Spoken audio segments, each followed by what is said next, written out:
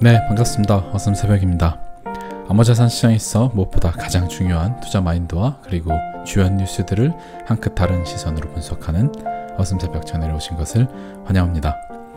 네, 암호자산 시장이 이제 조금 분위기가 좋아졌죠. 일주일 만에 제가 지난주 일요일에 라이브 방송을 할 때만 해도 분위기가 이 정도 선이었던 것 같습니다. 분위기가 그렇게 썩 좋지 않았었는데 이제 불과 일주일 만에 또 이렇게 좀 분위기가 좋은 상태로 되어 있고, 오늘 방송은 이제 제가 워낙 일요일 저녁 9시마다 라이브 방송을 하기로 이제 계획이 되어 있는데, 오늘은 제가 일정상 불가피하게 녹화 방송으로 대체하게 된다는 점 알려드리도록 하겠습니다.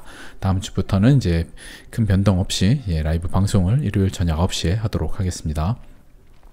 그래서 오늘 방송에서는 지금 우리가 어떤 마음가짐으로 또 봐야 되는지, 그리고 이렇게 조금 올라왔을 때나 그리고 또 이후에 어떤 흐름들에 대한 것들, 결국에는 사실 이후에 어떻게 암호자산 시장이 흘러갈지는 사실 누구도 몰라요. 지금 계속 떨어진다고 여기서 한 15K까지, 이제 15K인가요? 한 여기서 우리가 예상했던, 많은 분들이 예상하고 기다렸던 가격이 한 12K 정도 되네요. 12K, 한 13K 정도, 요 정도까지 갈 거라고 계속해서 이야기를 했던 사람들이 되게 많았죠. 근데 지금 이제 좀 올라왔는데, 지금도 다시 여기 좀 올라왔다가 다시 떨어진다고 하는 사람들도 있어요. 그렇게 될 수도 물론 있는 거고 누구도 모르지만, 결국에 우리가 어떤 관점으로 시장을 접근해야 되는지에 대한 이제 그런 이야기도 오늘 좀 드리도록 하고, 그 다음에 주요 뉴스들 같은 경우 좀 보고, 그 다음에 알트코인 마켓 캡도 좀 보고, 이제 방송 끝 부분에는 XRP 차트를 이제 달러 차트, BTC 차트,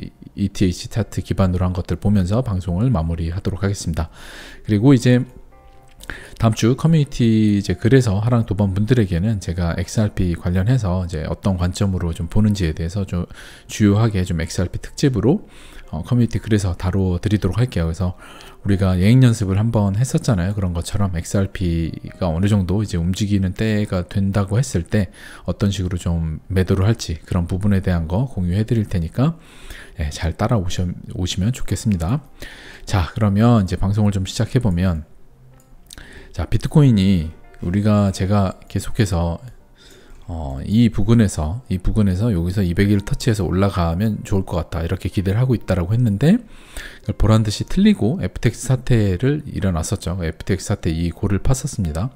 그래서 이 흐름으로 간다라고 했을 때 제가 이제 미드텀 랠리 기대했던 여기 200일 선을 넘어가는 요거를 기대한다라고 했었는데, 그때 FTX 사태가 터지면서 아래로 내려왔고, 지금 이제 200일이 아래로 많이 내려온 상태에서 위에다가 올려줬습니다. 위에다 이제 200일 선을 뚫고 올라와 줬고, 지금 이제 며칠간에 계속해서 상승이 있은 후에 지금 이제 오늘 조정을 좀 받고 있는 상태고, 그래서 어떤 관점으로 좀 보냐라고 하면, 자, 이것도 좀 트위터에 유명한 이제 좀 많이 하락을 늘 이야기하는 이제 트위터예요. 트위터 이제 어떻게 보면 좀 암호화폐 분석가 중에 좀 하락 쪽에 많이 이야기를 하는 분석가, 여러 가지 이런 분석가들 중에 뭐 일카포도 있고 뭐 그런데 해외에 그 사람 같은 경우도 지금은 엄청나게 하락을 계속 이야기하지만, 일카포 같은 경우에, 근데 그 사람도 2021년 이제 연말에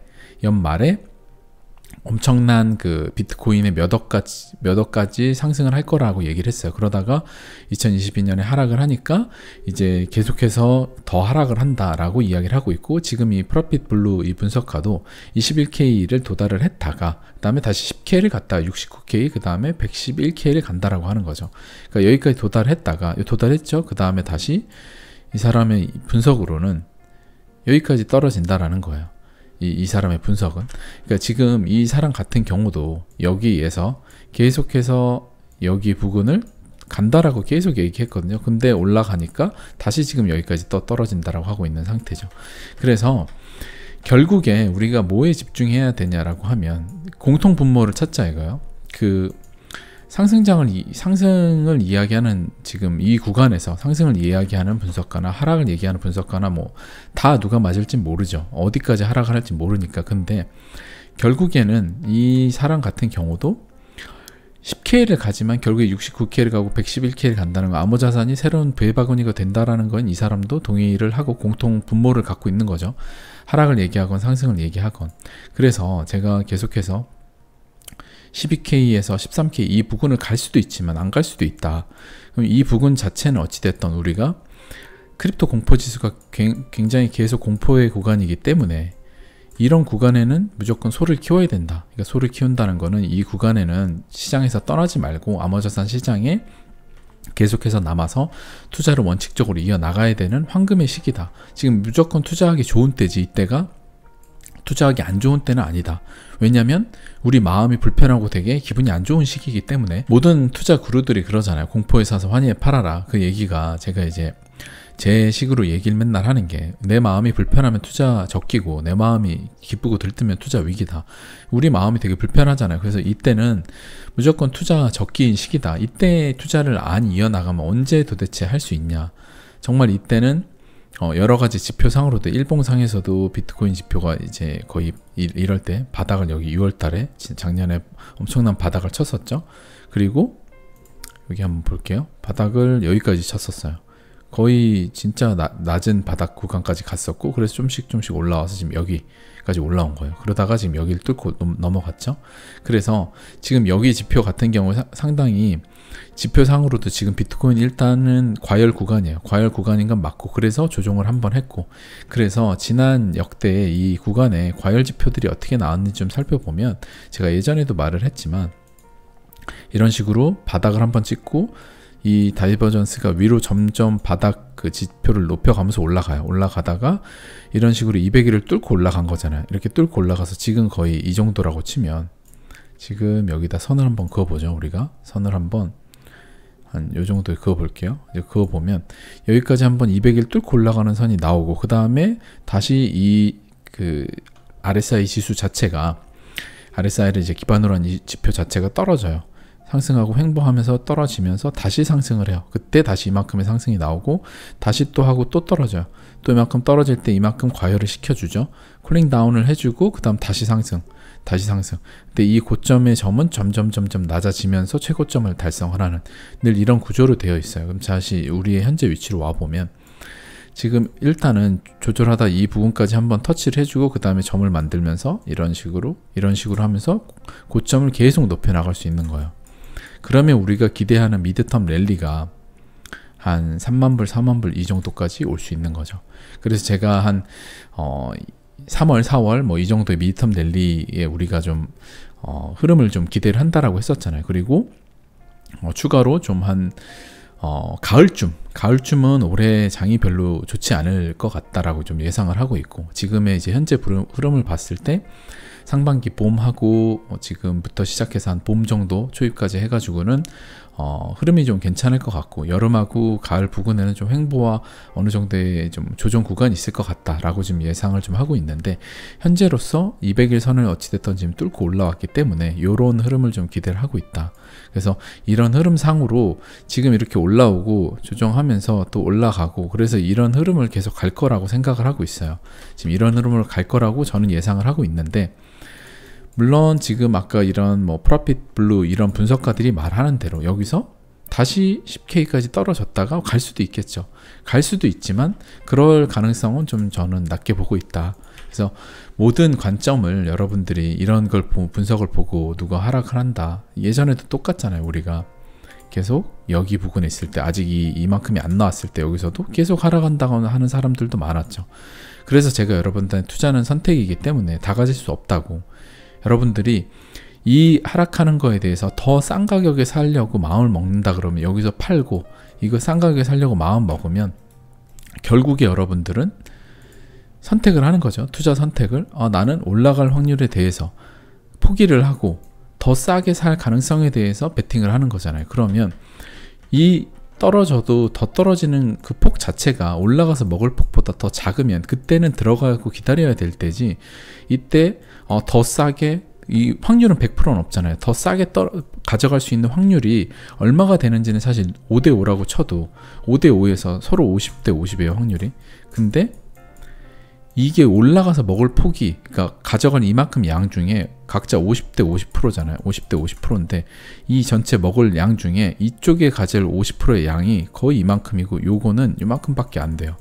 그러면 우리는 아주 이성적으로 어디로 갈지 모르는 확률은 50대 50이면 먹을 수 있는 그 전체 양에 대한 그 파이 자체는 정해져 있잖아요. 위로 갈 폭이 훨씬 더 넓으니까 지금은 이제 공포 구간이고, 그러면 이 선택을 하는 게 더 합리적인 거죠. 우리가 당연히 생각을 했을 때. 근데 대부분은 각자 50대 52 중에 이만큼 중에 아래가 요만큼이고 위가 이만큼이에요. 위가 이만큼인데, 이거를 선택하는 사람들의 심리는 뭐냐면, 나는 그 50대 50 확률 중에 요만큼도 잃고 싶지가 않아서 잃고 있는 그 과정의 시간 자체가 너무 두렵고 힘든 거예요. 왜냐하면 그거는 마켓 사이클의 법칙에 대한 이해도도 없고, 그 다음에 암호자산 시장에 대한 그 시대적 방향성이라는 거에 대한 확신이 없기 때문에. 그래서 사라져 버릴지도 모른다. 이게 내가 영원히 힘들지도 모른다. 그리고 계속해서 빠질지도 모른다. 그 다음 모든 언론이 지금 다 떨어질 거라고 말하는 거에 대해 휘둘리는 거예요, 마음이. 그래서 여러분들이 그런 얘기 있잖아요. 어떤 스님이 저기 깃발이 흔들리는데 깃발이 흔들리는 거냐, 네 마음이 흔들리는 거냐, 이런 얘기를 하잖아요.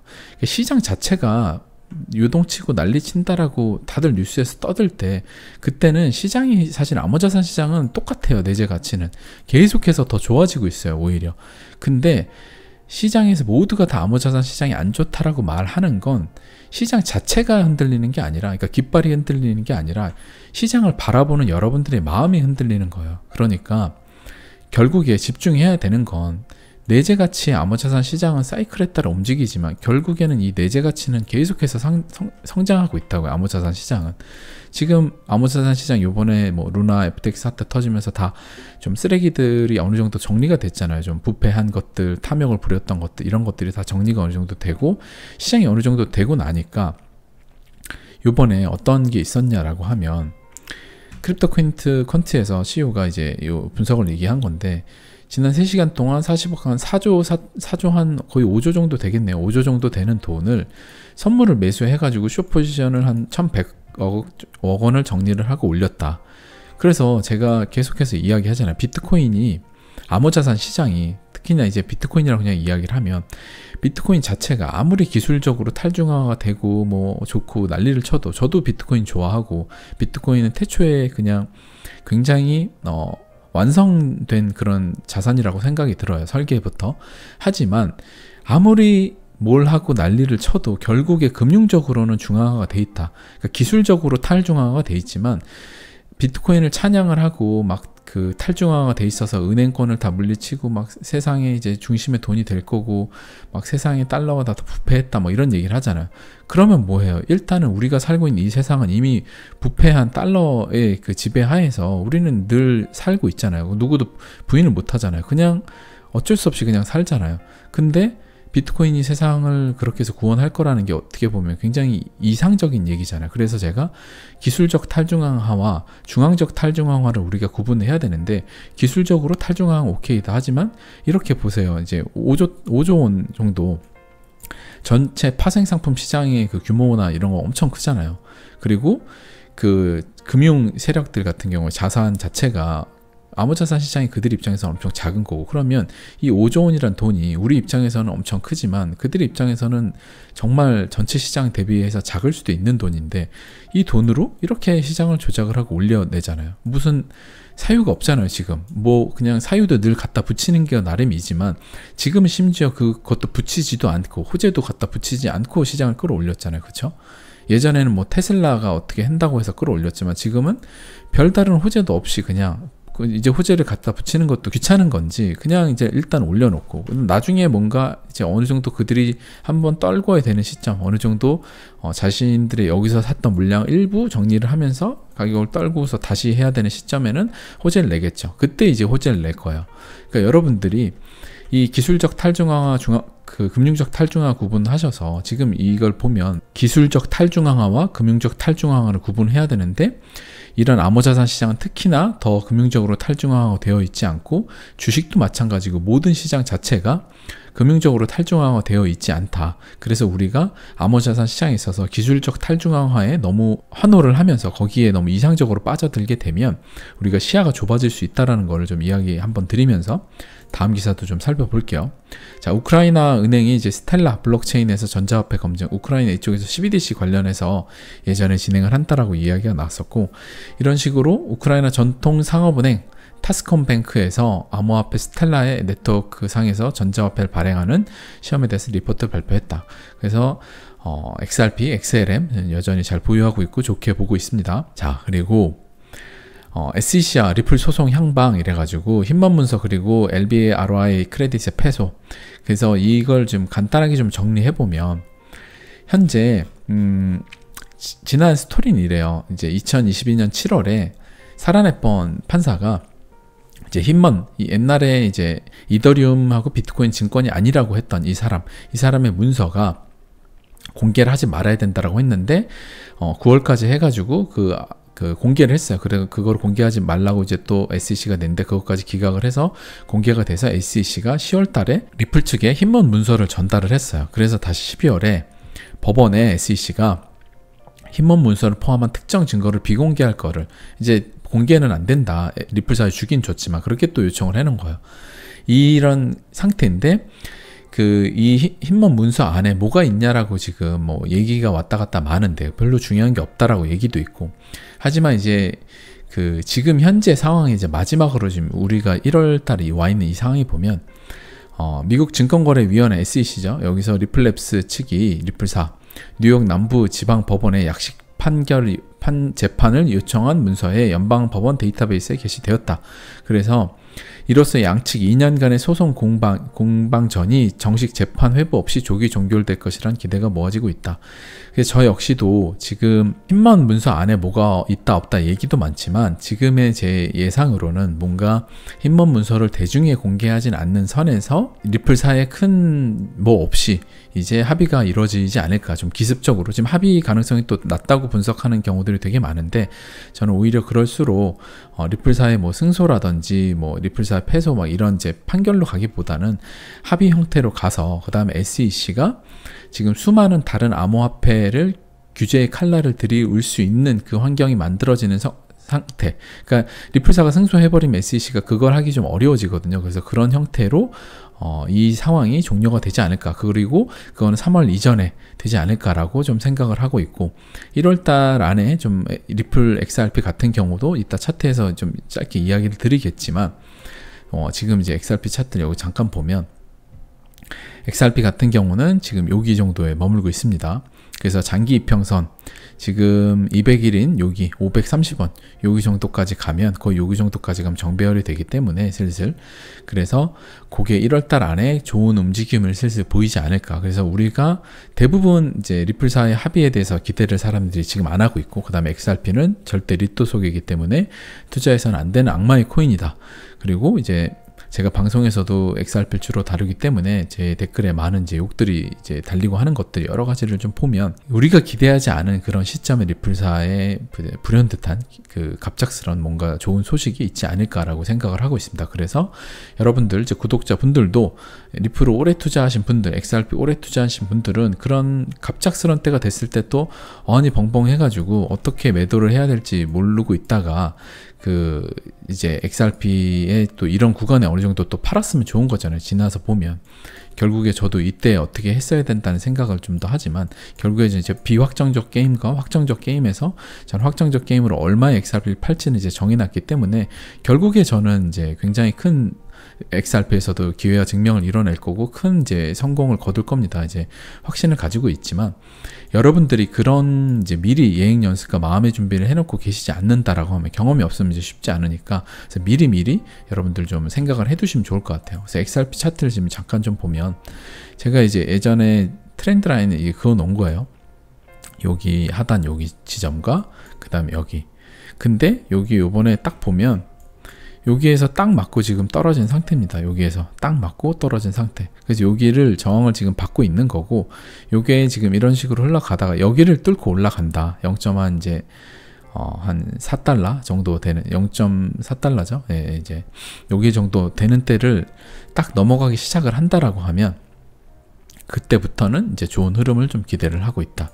그래서 지금 여기 흐름이고 지금 다음에 여기를 뚫고 올라가면 이 거대한 이제 지금 한 2021년 한 4월부터죠. 이 내려왔던 이거를 뚫고 올라가면 좋은 흐름을 기대를 해볼 수 있기 때문에 여러분들이 이때 안 팔고 이때까지 꾸준히 기다리신 분들은 드디어 요번에 크게 올라간다라고 했을 때 요번에 고작 이제 여기까지 해서 안 팔고 기다렸는데 1달러 막 0.7에 다 파는 이런 우를 범하진 마시고, 물론 이제 각자의 선택이니까 알아서 하시지만 결국에 확정적 게임을 하기로 마음 먹었다 하면 이때 확정적 게임을 최소 나는 한 3, 4달러 아니면 난 10달러에 팔 거라고 하셨으면 지금부터도 여기서 다 파는 행동보다는 분할로 접근해서 여러분들이 그 확정적 게임을 이뤄내시면 될 것 같아요. 그래서 XRP 같은 경우는 다들 XRP는 절대 안 된다 이제 라고 이야기를 해요.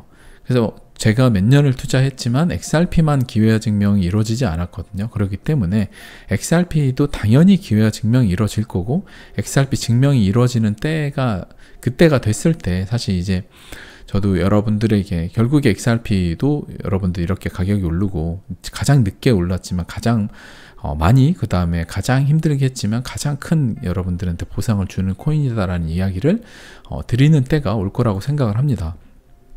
자, 그리고 XRP BTC 차트인데 이것도 보면 이런 식으로 지금 계속해서 제가 계속 얘기한 수축과 팽창, 수축, 팽창, 수축을 하고 다시 팽창, 그다음 급격히 수축하고 다시 또 팽창, 엄청난 수축을 지금 해놓은 상태죠. 결국에는 또 팽창을 할 거예요. 팽창을 하면 BTC 대비 이만큼에서 다시 커지고 또 다시 최고점이 높아지는, 그래서 점점점 BTC 대비 커지는, 아마 다음에는 최소 이 언저리 부근까지 가겠죠, 최고점이. 그래서 여러분들이 XRP, BTC 차트와 달러 차트 기반으로 다 보셔서 여러분들이 분할로 잘 여러분들의 XRP의 증명의 시간에 수학을 잘 하시면 될 것 같아요. 자, ETH 같은 경우도 XRP ETH 차트인데 이것도 지금 여기 와 있어요. 엄청난 수축의 단계죠. 다시 지금 ETH만 많이 오르고 XRP는 별로 안 올랐기 때문에 또 내려온 건데 결국에 또 올라올 겁니다. 이 빨간선 넘고 그래서 역시도 더 넘어서 올라갈 것 같다, 이 부분까지는. 그래서 여러분들이 그런 흐름에 대해서 기대를 잘 하시고 기다리시면 좋은 결과가 있을 거라고 생각합니다. 자, 그리고 뉴스를 하나 또 보면 아랍에미리트가 새로운 암호화폐 관련 법안을 도입한다. 그래서 중동 이쪽도 엄청나게 진출을 하고 있는데, 암호화폐 관련 법안을 왜 이렇게 여러 나라들이 등록을 하고 할까요? 결국에 지금 미국에서 여러 사태들이 막 터졌잖아요. 암호자산 여러 셀시우스 터지고 모두 터지고 막 FTX 터지고 다 난리 났잖아요. 여러 가지들이 터지면서 결국에 미국도 관련 법안을 도입하고 있고 유럽도 도입하고 있고 중동도 도입하고 있는 거예요. 결국에 이렇게 암호화폐 관련 법안을 도입한다라는 건 법안이 들어오고 나면 그 다음에는 지금처럼 소송으로부터 뭔가 자유로워지는 코인들, 텔레그램 같은 경우도 이미 SEC하고 합의를 했죠. 이런 몇몇 이미 규제 법안 규제를 관리하는 기관들하고 뭔가의 조율이 끝난 데들이 당연히 기존의 엄청난 금융권들, 펀드 회사들, 여러 가지들 돈이 엄청 많은 기존 금융권들의 돈이 있잖아요. 그런 자본들이 어디부터 들어갈 거야? 암호자산 관련 법안으로부터 그 다음에 규제기관으로부터 클리어해진 데부터 돈이 들어갈 거 아니에요. 그러니까 그런 코인들의 당연히 생태계가 넓어지고 그런 코인들이 당연히 실사용이 더 많아질 거고, 당연히 은행들이나 그런 데들이 그런 코인 먼저 쓸 거 아니에요. 그럼 그런 코인들은 미리부터 당연히 앞으로 바뀌는 iOS 2002라든지 이런 것들 미리 다 해놨을 거고, 그래서 여러분들이 지금 그렇게 먼저 두드려 맞고 먼저 SEC부터 뭔가 된 것들, 그 다음에 어떤 앞으로 바뀔 바젤3라든지 이런 것들부터 iOS 2002 이런 것부터 뭔가 규제가 클리어해진 거, 거기에 규격화가 돼 있는 거, 그런 데들에 앞으로 큰 돈들이 들어올 수 있다라는 걸 우리가 미리 예측을 해야 되는 거죠. 그래서 여러분들이 포트폴리오를 구성하실 때도 그런 데들에 먼저 여러분들이 포트폴리오 구성을 잘 해두시면 앞으로 여러분들이 한 2년, 3년, 그리고 더 길게 5년, 10년 이렇게 됐을 때 아마 지금의 제가 20배 막 이렇게 얘기하지만 10년까지 본다라고 하면 100배 이상의 그런 자산 코인 가격이 엄청나게 폭등을 하는 그런 걸 보실 수 있을 겁니다. 대부분의 암호자산이 사라지고 그런 몇몇 코인들이 엄청나게 커질 거예요. 그래서 그거는 회사의 시총 개념이 아니라 화폐 바구니의 개념으로 여러분들 보셔야 됩니다. 자, 그리고 이거는 알트마켓 캡인데 이거 역시도 지금 이런 식으로 여기서 다시 빼꼼하고 좀 올라온 상태예요. 그래서 아직 200일을 터치는 못했죠. 비트코인 같은 경우는 200일을 터치를 한 거고, 그래서 지금 요 원저리 아래에 있다라고 보시면 됩니다. 알타 마켓 캡 같은 경우는 그렇게 좀 보고 있고, 지금 여기도 보면 이런 식으로 고점을 만들어 나가면서 쿨링 다운 다시 하고 다시 상승 하면서 이런 고점을 만들어냈죠. 점점점 낮춰가면서 요거를. 그래서 지금 여기 정도 있는 거예요. 그럼 대략 여기 정도 있는, 과열 상태를 보면 여기 정도 있는 셈이죠. 뭐 여기 정도 언저리. 그러면 여기서 이만큼의 더 상승이 나올 수 있는 거죠.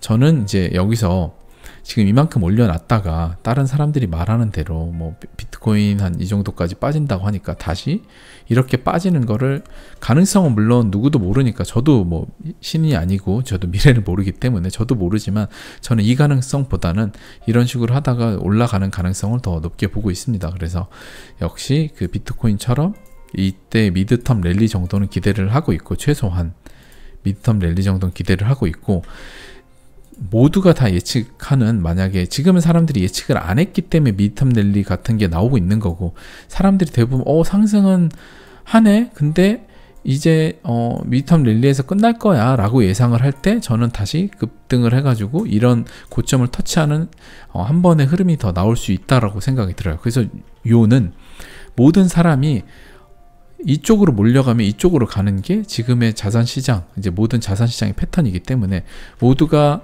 더 하락을 예상하고 바닥을 예상했으니까 올라간 거고, 모두가 이제는 미드텀 랠리 정도 나오나라고 하면 미드텀 랠리에서 그냥 폭락을 하거나 아니면 그냥 쭉 올라가거나 둘 중 하나겠죠. 근데 사람들이 미드텀 랠리에 그렇게 많이 모여들지가 않는다라고 하면 폭락할 이유가 없잖아요. 당연히 미드텀 랠리에 사람들이 어느 정도 많이 몰려들지 않고 일부 원래 있던 사람들만 있는데, 대부분 다 미드텀 랠리 정도를 예상을 하면 그땐 폭등할 수 있는 거죠. 그래서 하나의 사이클 세트를 하나로 만들고 끝낼 수 있는 거죠. 이런 흐름을 좀 예상을 그렇게 하고 있습니다. 크게 두 가지 시나리오로. 그래서 그런 흐름은 이제 미드텀 랠리가 어느 정도 나올 때쯤에 여러 가지 심리라든지 여러 가지 지표들이나 이런 것들을 보고, 저 역시도 뭐 확률의 51대 49의 싸움을 해야 되겠지만, 그래도 제 나름의 소견에 대해서 한번 여러분들한테 공유를 드리는 방향을 갖도록 할게요. 자, 그리고 가상자산 테헤란로에서 여의도로, 그래서 증권형 토큰 시장 선점 준비, 그래서 당국 이달 이제 증권형 토큰 가이드라인을 발표한다라고 해요. 그러니까 암호자산 시장이 새로운 부의 바구니가 제가 된다고 계속 이야기하는 게 아니라 몇 년 전부터 이런 식으로, 몇 년 전에도 모든 자산이 증권화가 되고 토큰화가 된다, 이런 이야기를 우리가 계속 나눴었잖아요. 지금 KB, 신한, 키움, 연내 플랫폼까지 출시한다. 이미 플랫폼 출시할 정도면 이미 몇 년 전 그 상승장 전부터 준비를 다 한 거예요. 이게 안 하고 있는 게 아니라 이렇게 시대적 방향이 될 거를 이들은 알고 있고 준비를 다 해놓고 이제 발표를 하는 거예요. 왜냐하면 증권형 토큰 가이드라인 발표가 임박을 한다라는 것도 당연히 알고 있겠죠, 정부에. 그건 시대적 흐름이니까 미리 다 준비를 한 거고, 개인들만 이런 거에서 관심이 없기 때문에 어떤 증권형 이제 토큰 자체의 가이드라인 발표하고 이런 것들 되잖아요. 그러면 결국에 모든 자산이 토큰화가 된다라고 하면, 그 토큰화가 되면 그 토큰의 기반의 여러 가지들을 유지하면, 그 네트워크를 유지하는 데면 당연히 보상이 따라야 되잖아요. 그럼 그 토큰을 보유를 해야 되고, 그럼 그 토큰 가격이 올라야 되고, 그래서 이런 플랫폼 그 증권형 토큰 여러 가지들의 생태계와 그 다음에 토큰의 가격과 이 생태계는 뗄래야 뗄 수 없는 거죠. 왜냐면 유지를 하는 거와 보상이 같이 따라가야 되니까. 결국에 근데 잘 아직도 모르는 분들 같은 경우는 도대체 토큰과 기술과 무슨 연관이 있냐라는 얘기를 해요. 그러면 이제 참 이제 너무 답답하지만 이제 직접 너무 방대해서 아무리 얘기를 해도 좀 쉽지 않기 때문에 직접 좀 공부를 해보시면 좋을 것 같습니다. 자, 그리고 이제 월가의 큰 이제 기업 중에 하나죠. 디지털 자산 무시는 컴퓨터 대신 종이를 고집하는 것. 그래서 BNY 멜론 CEO가 이렇게 얘기를 했어요. 당연히 맞는 얘기죠. 디지털 자산 무시하면 컴퓨터가 엄청난 걸 처리하는데 종이로 그냥 모든 걸 다 하는 걸 고집을 하는 거다. 그래서 이런 식으로 여기 같은 경우는 그래도 양심적으로 하락장이나 이럴 때 뭔가 상승장 때 뭐 막 좋다고 안 하고, 하락장 때 진짜 코인 안 좋다고 이런 얘기는 안 해요. 근데 대표적으로 하는 데가 뭐 JP모건, 골드만삭스 이런 데들은 이제 상승장에서 좋다고 막 하고 하락장에서 안 좋다고 얘기하죠. 그런 이제 금융기관들의 리포트나 CEO 의견도 업체마다 좀 가려서 봐야 되겠지만, 물론 여기도 100% 다 믿을 수는 없지만 하락장 구간에 그래도 이런 이야기를 하고 있다라는 거. 그래서 여러분들이, 저도 이 얘기는 당연히 공감하고, 제가 계속해서 앞으로 시대적 방향성이 이야기를 하잖아요. 암호자산은 앞으로 새로운 부의 바구니가 될 거다. 그래서 우리가 정리를 하면 규제로부터 클리어해진, 그러니까 규제로부터 자유로워진, 그 다음에 여러 앞으로 바뀌는 블록체인 세상의 그 금융기관들이 블록체인 기본 포맷으로 바꿔야 돼요. 앞으로 다 iOS 2002 뭐 여러 가지들 그런 식으로 다 바꿔야 되는데, 그런 쪽에 이미 적용이 되어 있는 코인들, 그래서 몇몇몇 이 그 교집합들이 걸려 있는 코인들에 여러분들이 미리 투자를 하시면 앞으로 엄청나게 많은 정부들과 그 초기업들, 금융기관들이 규제가 정리가 되잖아요. 유럽, 뭐 영국, 지금 뭐 아까 중동 쪽도 다 규제가 나와요. 그러면 큰 기관들이 돈이 들어갈 수 있는 환경이 마련이 돼요. 그러면 어디부터 들어가냐? 규제가 명확해진 코인들부터 투자를 하겠죠. 거기에만 투자를 할 수 있을 거예요. 왜냐하면 그 외에 작은 것들은 투자 못할 거기 때문에, 그러면 그런 데는 자금이 안 들어가고 망하게 될 거고, 심지어 SEC 소송이나 여러 가지를 통해서 상장 폐지가 이루어지고 이러다 보니까 망하게 되겠죠. 그래서 여러분들이 지금은 물갈이가 되는 시기이기 때문에 정신을 잘 차리시고, 여러분들이 제가 방금 이야기한 이 흐름에 딱 맞는 코인들에 여러분들이 짚어서 투자를 하셔야 됩니다. 그래서 XRP와 뭐 이더리움, 비트코인 같은 경우가 주요 이제 메이저 3대 장이다 이렇게 이야기를 드렸잖아요. 그러니까 그 외에도 제가 방송에서 몇몇 이야기하는 그런 이제 주요 이제 작은 알트들 같은 경우는 여러분들이 비중을 잘 실어서 투자를 하시면 좋을 것 같고, 주요하게는 메이저 알트들, 그 다음에 비트코인 이런 식으로 일단은 투자를 하시면 여러분들이 아까 이야기한 그런 기관들, 금융기관들이 투자하는 코인에 당연히 들어갈 가능성이 매우 높겠죠. 자, 그런 식으로 하시면 좋을 것 같습니다. 네, 오늘 방송도 여기까지 하고, 제가 다음 주에는 이제 일요일 저녁 라이브 방송을 여러분들에게 찾아뵙도록 하도록 하고, 오늘은 이제 피치 못하게 제가 라이브 방송이 아니라 녹화 방송으로 대체한다는 점 양해 말씀드리며 다음에 또 뵙도록 하겠습니다.